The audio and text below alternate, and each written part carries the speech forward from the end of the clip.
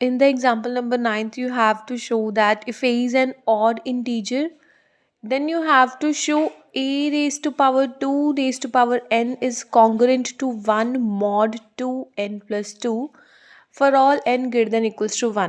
देखो, आपको प्रूफ करना है कि अगर आपके पास a कोई भी ऑड इंटीजर है तो आपको ये चीज़ शो करनी है कि a की पावर 2 की पावर n ये वैल्यू कॉन्ग्रेंट होनी चाहिए 1 mod 2n+2 for all n greater than equals to 1। So हम इसको बाय इंडक्शन प्रूव करेंगे। We shall prove this result by mathematical induction of n। So induction के लिए आपको पता है, सबसे पहले आप n इज इक्वल्स टू 1 को प्रूव करते हो, एज्यूम करके चलते हो n is equals to k के लिए रिजल्ट ट्रू है, then you have to show the result for n is equals to k+1। So मेरे पास देखिए n इज इक्वल्स टू 1 के लिए क्या होगा, मैं यहाँ पे जब n की वैल्यू 1 पुट करूँगी मेरे पास आएगा a की पावर 2 और उसकी पावर n थी तो n की जगह मैंने 1 पुट कर दिया। This value is equals to a की पावर 2 बिकॉज 2 की power 1 is 2।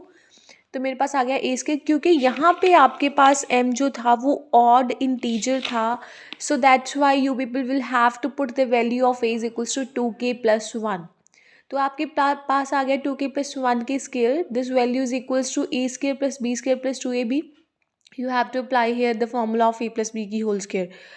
Next you have to take 4 common, आपके पास आ जाएगा 4k+1। ये +1 जो होगा वो एज इट इज़ होगा and this value is congruent to 1 mod 8। ये देखिए आपके पास कैसी आई, ये आपके पास कंसेक्टिव इंटीजर्स है, ठीक है।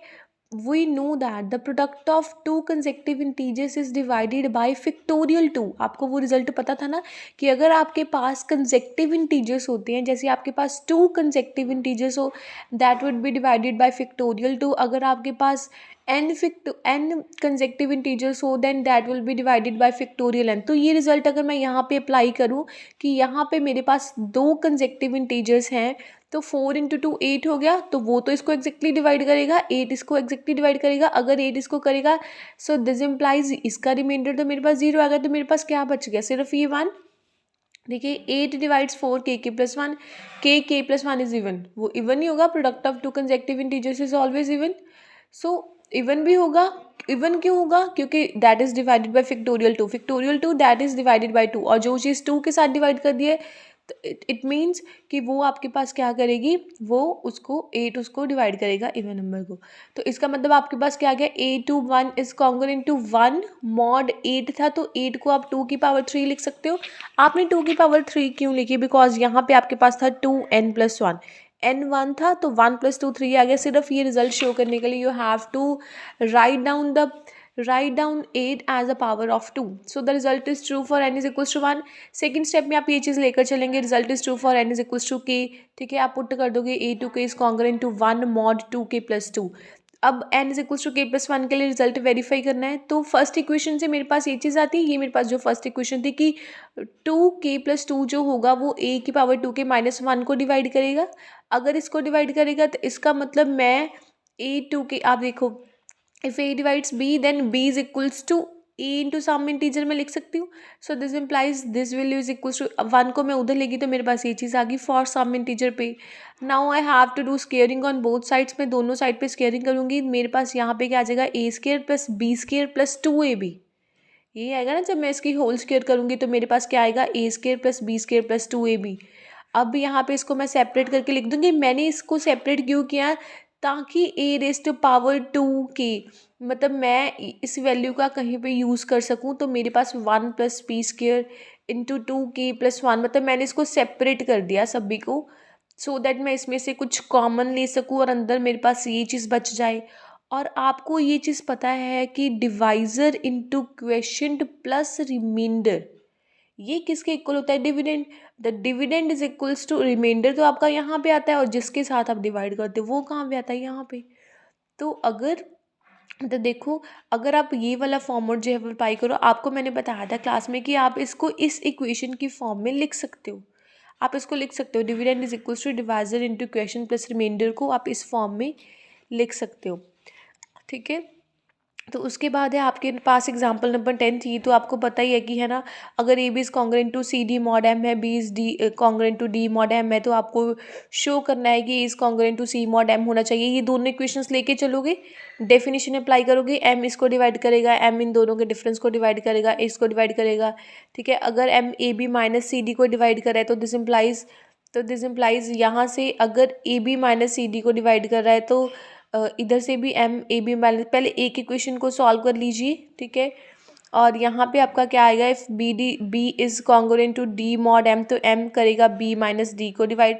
तो अगर मैं किसी नंबर के साथ उसे मल्टीप्लाई कर दूँ तो वो उसको भी करेगा, उसको करेगा, तो दोनों को खोल के लिख लो, दोनों का डिफरेंस ले लो, ठीक है। तो यहाँ से आपका क्या आ जाएगा, अगर मतलब सम इंटीजर को करेगा तो यानी कि इसको तो करेगा ही करेगा, तो ये रिजल्ट किसका है, is congruent to C mod M.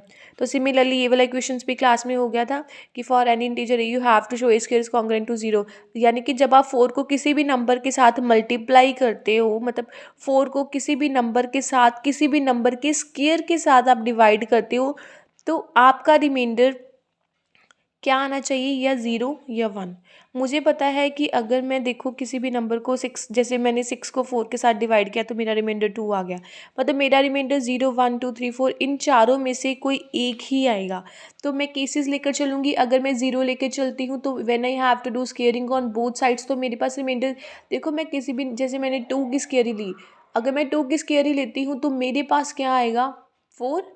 अगर मैं जैसे ए की वैल्यू मैंने 2 ले ली, 2 की स्क्वायर पर 4 एग्जैक्टली डिवाइड करता है, तो उस केस में मेरा रिमाइंडर क्या आ जाएगा, 0।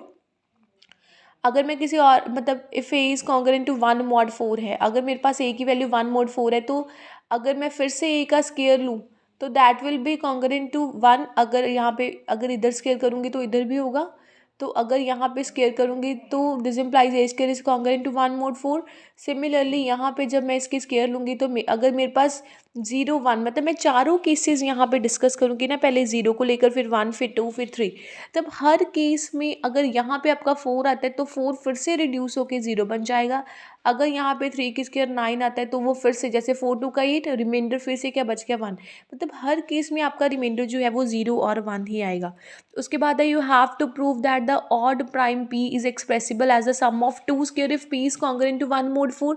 आप लेकर चलो, आपको शो करना है कि ऑड प्राइम p जो होगा उसको आप एक्सप्रेस कर सकते हो। You have to prove that odd prime p is expressible as sum of 2 squares. उसको आप सम ऑफ 2 स्क्वायर्स में तभी एक्सप्रेस कर सकते हो if p is congruent to 1 mod 4। तो आप लेकर चल पड़ो कि अगर आपके पास p कोई भी ऑड प्राइम है और वो सम ऑफ स्क्वायर्स में आप उसको रिप्रेजेंट कर सकते हो, तो आपको ये चीज़ शो करनी है कि p is congruent to 1 mod 4। So firstly you have to take p is odd prime such that p is a sum of 2 squares. तो मैंने 2 इंटीजर्स ले लिए a और b, that is p is equals to a square plus b square. तो अब मुझे ये चीज़ prove करनी है कि जो p होना चाहिए that p is equals to 1 mod 4, ठीक है। तो अगर देखो मैं किसी भी नंबर का स्केयर लेती हूँ, मतलब किसी भी इंटीजर का स्केयर लेती हूँ, that will be congruent to 0 और 1 mod 4, ठीक है। वो मेरे पास क्या होगा, ये देखो मैं अगर किसी भी नंबर का स्केयर लेती हूँ, किसी भी इंटीजर का स्केयर लेती हूँ, तो रिमाइंडर देखो, अगर मैं 1 की स्केयर 2 की स्केयर लेती हूँ तो 4 आता है, तो 4 को 4 के साथ डिवाइड करती हूँ तो रिमाइंडर क्या आता है, 0। सिमिलरली अगर मैं 3 की स्केयर लेती हूँ, वो मेरे पास क्या आता है, 9। तो अगर मैं 9 को 4 के साथ डिवाइड करती हूँ तब मेरे पास रिमाइंडर क्या आता है, 10। अगर मैं 16 ले लूँ, मतलब 4 का स्केयर लूँ, तो मेरे पास 16 आएगा, ठीक है। 16 को जब मैं करूँगी उसका फिर से मेरे पास रिमाइंडर क्या आ जाएगा, 0। ऐसे किसी भी नंबर का आप स्केयर लो तो आपके पास ये चीज़ आ जाएगी। और यहाँ पे आपके पास कितने इंटीजर्स है, 2, तो इसका मतलब b's square is also congruent to 0 1 mod, क्योंकि पिछले में तो हमने ये प्रूव किया था कि अगर हम किसी भी इंटीजर का स्केयर लेते हैं तो उसका रिमाइंडर हमेशा 0 और 1 आता है 4 के साथ डिवाइड करने पर। तो similarly we have to apply here. So मेरे पास फर्स्ट इंटीजर की स्केयर करने पर भी रिमाइंडर 0 या 1 आएगा और सेकेंड की भी। और अगर मैं इन दोनों को ऐड करती हूँ तो either that will be equals to 0, जब 0 और 0 को ऐड करूँगी 0, either it will be equals to 1 और it will be equals to 1 + 1 is 2 mod 4। यही होगा मेरे पास। देखो अगर मैं 0 + 0 करती हूँ तो 0 आएगा, 0 + 1 करती हूँ तो 1 आएगा, 1 + 1 करूँगी तो 2 आएगा, 1 + 0 करूँगी तो भी मेरे पास क्या आएगा, 1। तो मेरे पास ये 3 पॉसिबिलिटीज़ बचती हैं। तो फर्स्ट केस मेरे पास ये है कि अगर a + b square is congruent to 0 mod 4 हो, तो मैं फर्स्ट केस 0 लेकर चलती हूँ, तो implies 4 divides a square plus B square, और 4 अगर इसको डिवाइड करता है तो ये किसके इक्वल है, P K, this implies 4 divides P. Similarly यहाँ पे मेरे पास क्या हो जाएगा, A square plus B square is congruent to 2 mod 4। अब मैं 2 वाला केस लेके चलूँगी, अगर मैं 2 वाला केस लेके चल रही हूँ, this implies 4 divides a square plus B square minus 2, और 4 इसको क्या कर रहा है, डिवाइड कर रहा है, और 2 किसको डिवाइड करता है, 4 को। अगर 4 इसको कर रहा है, 2 4 को कर रहा है, this implies 2 is also divides this number, तो 2 इस नंबर को डिवाइड कर रहा है। तो इफ़ ये मैं यहाँ पे यहाँ रिजल्ट अप्लाई कर सकते हैं, a divides b and a divides c, this implies a divides the addition of both the numbers, कि 2 अगर इसको डिवाइड कर रहा है, 2 को तो करेगा, तो अगर इनको करेगा तो इन दोनों के डिफरेंस या एडिशन को भी करेगा। तो एक एक्सप्रेशन यहाँ पे हो गया और एक एडिशन यहाँ पे हो गया, ठीक है। तो उसके मतलब प्लस वाला हम लेके चल रहे हैं, तो दिस इम्प्लाइज 2 ये कट गया, ए स्क्वायर प्लस बी मतलब पी को डिवाइड करेगा, विच इज़ ऑब्जर्व्ड। तो अगर पी प्राइम है तो 2 तो उसको डिवाइड कर ही नहीं सकता, क्या किसी प्राइम नंबर को 2 डिवाइड करता है, मतलब नहीं कर सकता ना, विच इज़ ऑब्जर्व्ड है पी, वो ऑड प्राइम होना चाहिए। इवन प्राइम तो मेरे पास सिर्फ 2 ही होता है, ऑड प्राइम क्या मैं 7 ले लूँ, 13 ले लूँ, क्या उसको कभी भी 2 डिवाइड करेगा, no, which is again a contradiction. So मेरे पास ये वैल्यू सिर्फ किसके इक्वल होगी, क्या बच गया मेरे पास, सिर्फ 1। सिमिलरली इसका कन्वर्स पार्ट आप ये चीज़ लेकर चलोगे कि अगर आपके पास p कोई भी ऑड प्राइम है such that p is congruent to 1 mod 4, then you have to show कि आप उसको सम ऑफ स्क्वायर में एक्सप्रेस कर सकते हो। तो आप ये चीज़ लेकर चलोगे, आपको पता है फॉर एवरी इंटीजर एंड आपके पास अगर 4 के साथ डिवाइड करते हो तो इन चारों में से कोई रिमाइंडर आएगा, फिर से you have to take square, आपके पास ये चीज़ आ जाएगी। और squaring of the integer you know that, मतलब पिछले इक्वेशन में स्केयरिंग ऑफ द इंटीजर में आपके पास सिर्फ 0 और 1 ही रिमाइंडर आता था। ये देखो squaring of the integer is always equals to 0 और 1।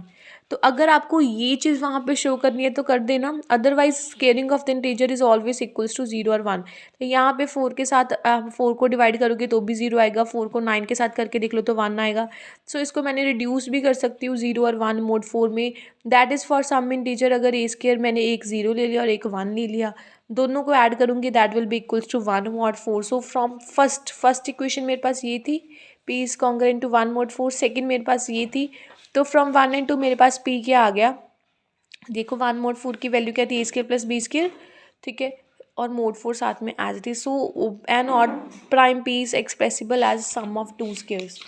सो नेक्स्ट मेरे पास है ये चीज़ कि if p is a prime and p is congruent to 1 mod 4, तो आपको ये चीज़ शो करनी है then there exist a positive integer a and b, मतलब कोई पॉजिटिव इंटीजर a और b एक ऐसा एग्जिस्ट करना चाहिए such that a square plus B square वो आपके पास क्या, तब अगर p आपके पास प्राइम है और p कॉन्ग्रुएंट है 1 mod 4 के, तो there exist positive integer a and b, मतलब कोई पॉजिटिव इंटीजर ए और बी एग्जिस्ट करने चाहिए such that a square plus B square p के इक्वल होना चाहिए। आप ये चीज़ लेकर चलोगे, given p is a prime and p is congruent to 1 mod 4। तो अगर आपके पास ये चीज़ है, दिस इम्प्लाइज यहाँ से मेरे पास क्या आएगा, 4 जो होगा वो p माइनस 1 को डिवाइड करेगा। अगर 4 p माइनस 1 को डिवाइड करेगा, this implies if a divides b then b is equals to a into some integer, this implies p minus 1 is equals to 4 into some integer होगा। तो यहाँ से p की वैल्यू निकालोगे दैट विल बी 1, उधर ले जाओगे दैट विल बी 4। ये इन्होंने डायरेक्ट लिखी हुई है, आपको ये चीज़ जो है वो पता होनी चाहिए। और मुझे पता है मैंने फर्स्ट में क्या किया था, we know that the every square integer is of the form 4q and 4q plus 1, मतलब वही होता था जो हमने फर्स्ट चैप्टर में किया था।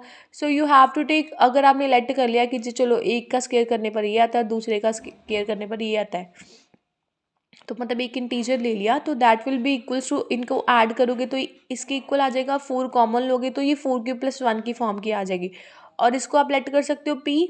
तो यानी कि आपके पास रिजल्ट जो है वो प्रूफ हो जाएगा कि a square plus B square वो क्या होगा, आपके पास p होगा। If p is prime such that p is congruent to 1 mod 4 then there exist the integer a and b such that p is equals to a square plus B square होगा।